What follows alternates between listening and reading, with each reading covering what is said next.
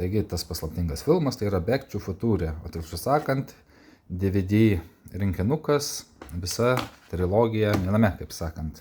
Ir pabandykim dabar atsidaryti, pažiūrėti. Aha, ir... Aha. O, čia pasirodo 3 kompaktai netgi.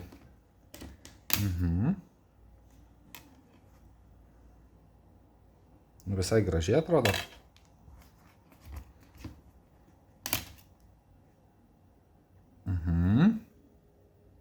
Ir čia.